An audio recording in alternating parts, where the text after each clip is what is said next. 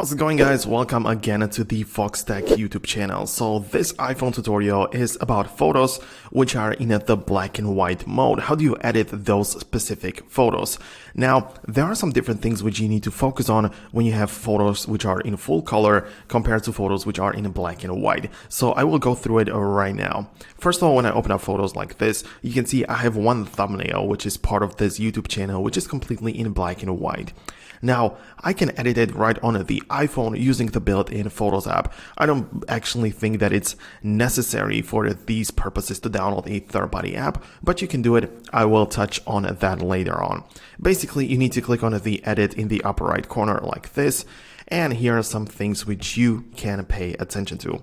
Now, you can see at the bottom you have the slider. Completely at the bottom you have the cancel button, the lighting, the filters, and cropping. So if we begin by cropping, this has or makes no difference whether the photo is black and white. Of course, you can crop the image as much as you want. You need to rotate it, flip it, horizontally mirror that photo, choose a specific format. This all is the same no matter if the photo is black and white. So no difference here. However, if you go to the filters, you're going to notice that the filters apply much differently. You can see the photo is still kind of black and white. Only the filter can add occasional blue tints, or you can see this, the gray looking, I don't even know how to explain it. It looks a little bit off, but basically this is the filter situation with the black and white photo. I don't personally like filters at all, and especially not with black and white picture, because it doesn't really do anything.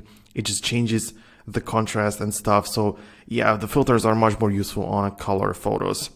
Anyways, when you click on the option next to the filters at the bottom, which is the adjustments tab for the lighting conditions, you can scroll through it. You have the automatic, but there is the other stuff as well.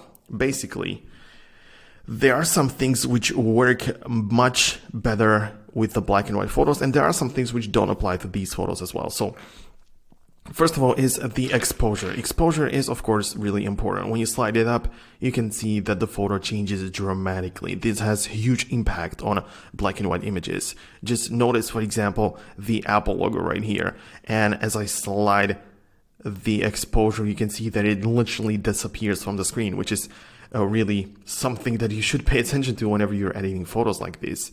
Okay, the next thing is Brilliance. This doesn't do much. You can see that it's something like just raises the shadows a bit. It's nothing really that changes the photo a whole lot, but highlights are very important.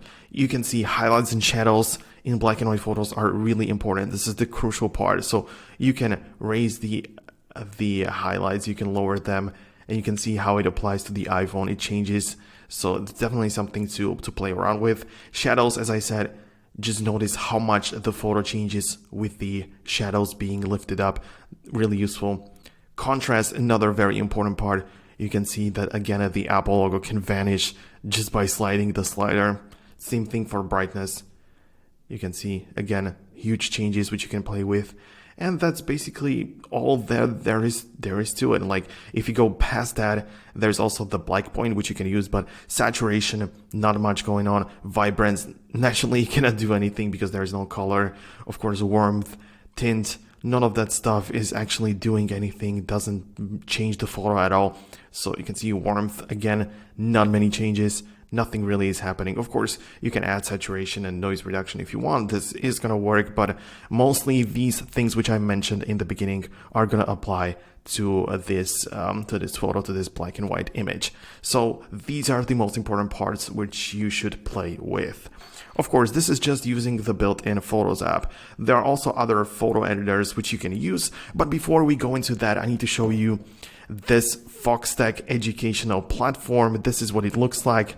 I have created that for you to join for free. And inside of this FoxTecc platform, you're going to find some deep guides, in-depth guides on basically all of the apps. We're adding more courses later on. There's the video editing course right now. So make sure to join it for free, and you're going to find some important stuff. There are people already learning inside. So go ahead and join it for free.